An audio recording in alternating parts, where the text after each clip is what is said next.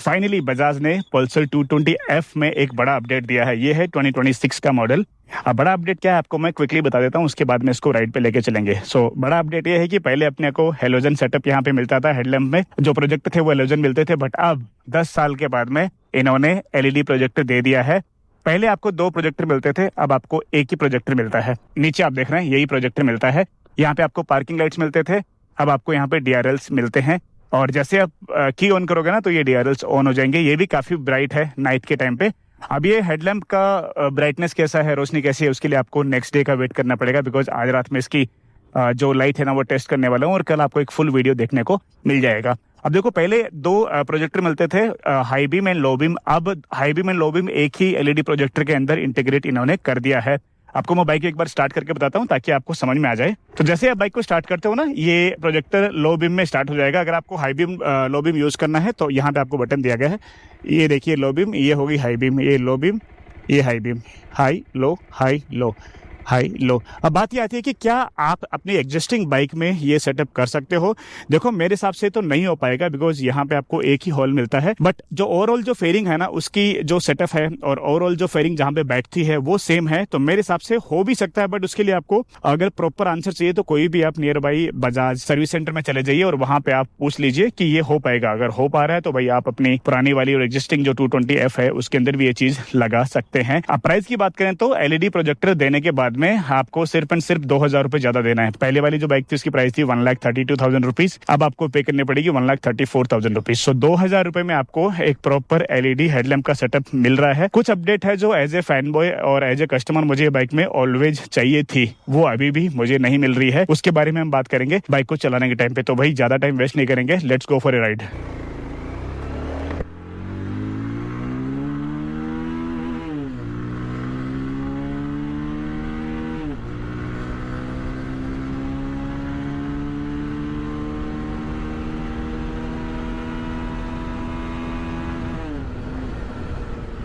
सबसे पहले बात करते हैं ये बाइक के इंजन के बारे में।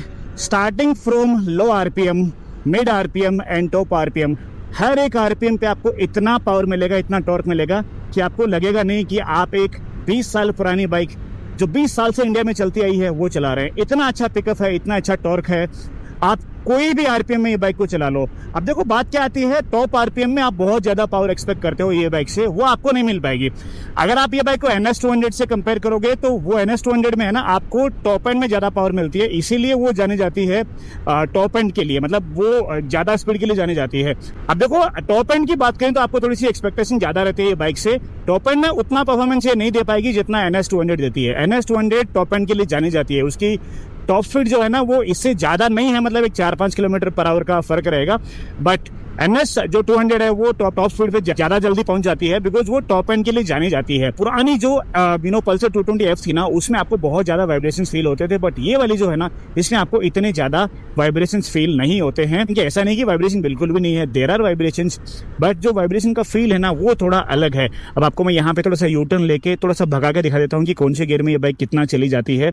और ये सिर्फ आपकी मैं इन्फॉर्मेशन के लिए कर रहा हूँ, आपको ऐसे स्पीड्स वगैरह देख समझ के करना है। तो यहाँ से हम स्टार्ट करते हैं। मेरे हिसाब से 130 तो चली जाएगी।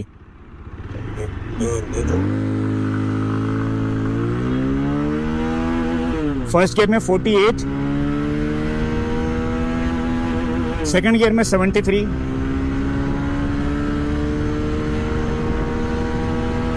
थर्ड गियर में ऑलमोस्ट 100,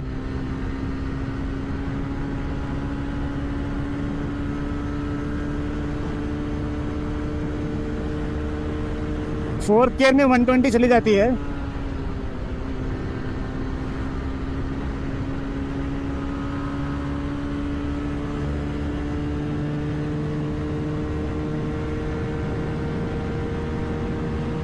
ऑलमोस्ट 120।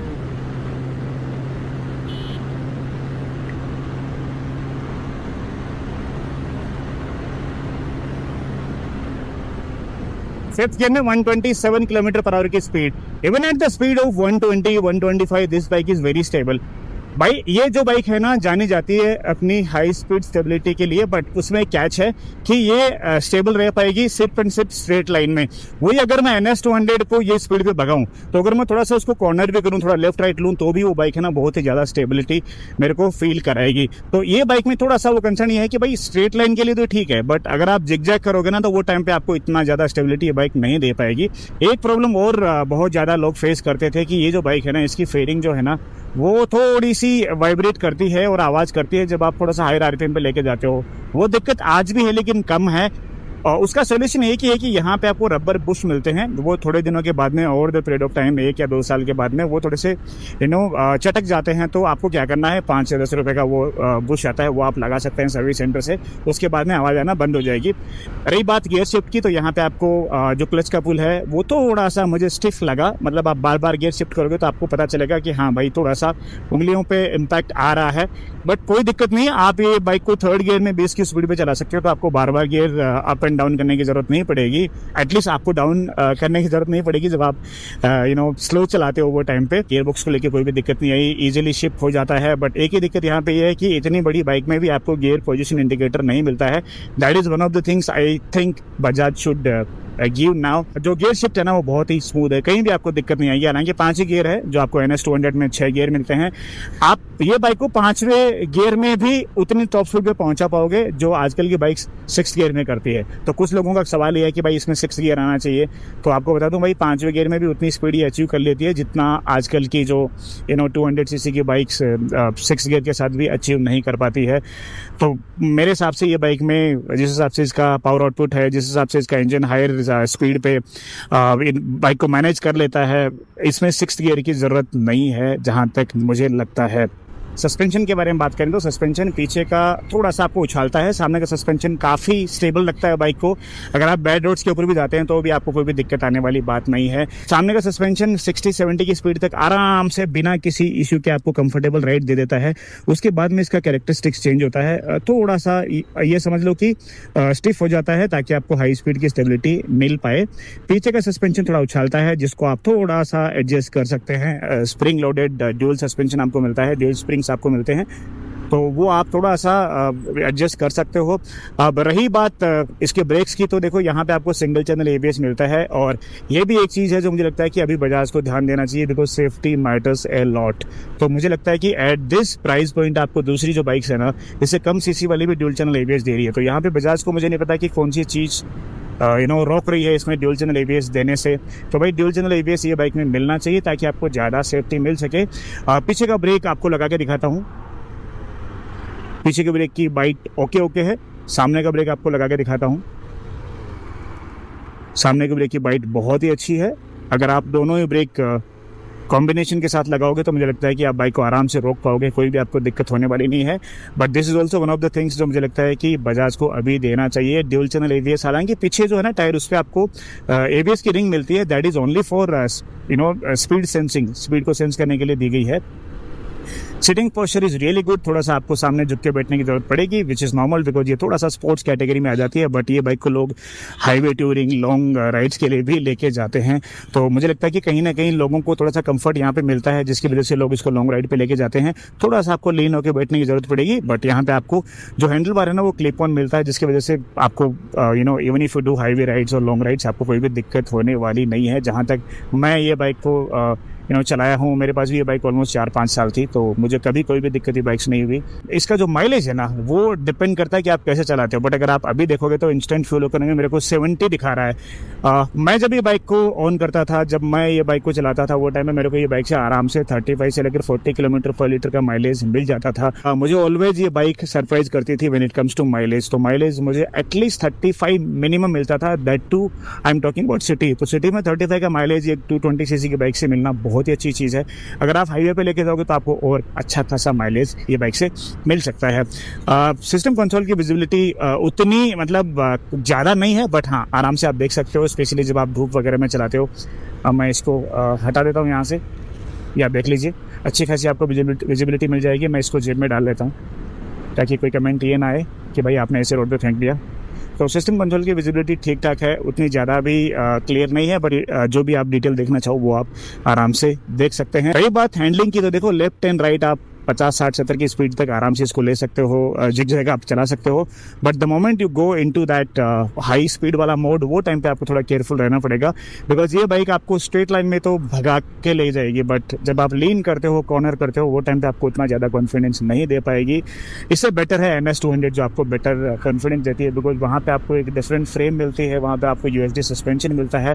तो keeping all those things in mind, मुझे लगता है कि हाई स्पीड स्टेबिलिटी के लिए अगर आपको फन करना है, लेफ्ट राइट लेना है, लीन करना है, थोड़ा सा थोड़ा सा ट्रैक राइडिंग आपको सीखना है, तो NS200 इज़ बेटर। और आपको अगर एक ज़्यादा बड़ी लुक वाली, ज़्यादा माइलेज वाली और एक लेजेंडरी बाइक चाहिए, तो मुझे लगता है कि पल्सर 220F, तो मुझे लगता है कि Pulsar 220F is the right choice for you. अब कुछ चीज़ें हैं जो मैंने आपको बता दी है, ये बाइक में अपडेट होनी चाहिए। और एक चीज़ ये है कि ये बाइक का जो है ना, पीछे का टायर 120 सेक्शन का आता है। आजकल 150cc की बाइक में भी 130 का, 140 का आ रहा है, इसमें 120 सेक्शन का आता है। तो मुझे लगता है कि वो थोड़ा सा इंप्रूव होना चाहिए, बड़ा होना चाहिए, ताकि आपको और ज़्यादा हाई स्पीड की स्टेबिलिटी ये बाइक से मिल जाए। और एक अपडेट मुझे लगता है कि ये बाइक में मिलनी चाहिए, वो है कि इसमें आपको USD सस्पेंशन मिलना चाहिए, आपको जो दूसरी बाइक से मिल रहा है, ये सेगमेंट की बाइक से, जिस प्राइस पे आप ये बाइक को खरीद रहे हो, वो प्राइस पे दूसरी बाइक्स में आपको USD सस्पेंशन मिलता है। सो ये 3 से 4 चीज़ें हैं जो मुझे लगता है कि बजाज को ये बाइक में करना चाहिए, जैसे कि ड्यूल चैनल ABS है, और इसके अलावा बड़ा टायर है, गियर पोजिशन इंडिकेटर है। ये सब चीज़ें मुझे लगता है कि बजाज को it's high time now and they should give it now, because आपने हेडलाइट अपडेट कर दी, बहुत अच्छा काम किया। आप 5 से 10 हज़ार को और बढ़ा दो, लेकिन ये सब चीज़ें दे दो, उसके बाद में आप देखो आपकी बाइक की सेल कैसे होती है। आज भी लोग इसको इसलिए पसंद करते हैं बिकॉज एक टाइम की फास्टेस्ट इंडियन बाइक थी, और आज भी जो नई वाली बाइक है उनके साथ ये कॉप अप कर लेती है, उनको भी टक्कर देती है। और भाई लुक्स जो है ना ये बाइक का ज़बरदस्त है। इतनी ह्यूज ये बाइक दिखती है कि जिस टाइम पे इसको लॉन्च किया गया था, इसके बराबर कोई भी बाइक नहीं थी, इतनी बड़ी ये बाइक दिखती है। आज भी इसकी रोड की प्रेजेंस है ना, वो बहुत ही तगड़ी है, और आज इसीलिए लोग इसको पसंद करते हैं। But over the period of time मुझे लगता है कि आपको इसमें अपडेट देनी चाहिए। बाकी आपका क्या कहना है ये बाइक के बारे में? क्या आप ये बाइक को 2026 में लेना पसंद करोगे, या फिर आपके पास कोई बेटर ऑप्शन है? अगर है तो मुझे कमेंट करके बताइए। बाकी अगर आपको और कुछ जानना है ये बाइक के बारे में, आप मुझे कमेंट करें। और यहाँ तक अगर आप आ चुके हैं तो प्लीज़ लाइक करें, सब्सक्राइब करें, और जो लोग नए हैं वो सब्सक्राइब करके घंटे का जो बटन है ना, वो भी ज़रूर दबाएं, ताकि आपको आने वाले वीडियोस की नोटिफिकेशन मिल जाए। कल इसका वीडियो आएगा हेडलाइट टेस्ट का, मैं नाइट में इसका आज हेडलाइट टेस्ट करूँगा, और कल वो आप देख सकते हैं। मैं आपको मिलता हूँ नेक्स्ट वीडियो में, तब तक के लिए जय हिंद, वंदे मातरम, ride safe and always wear your helmet. Bye bye, take care.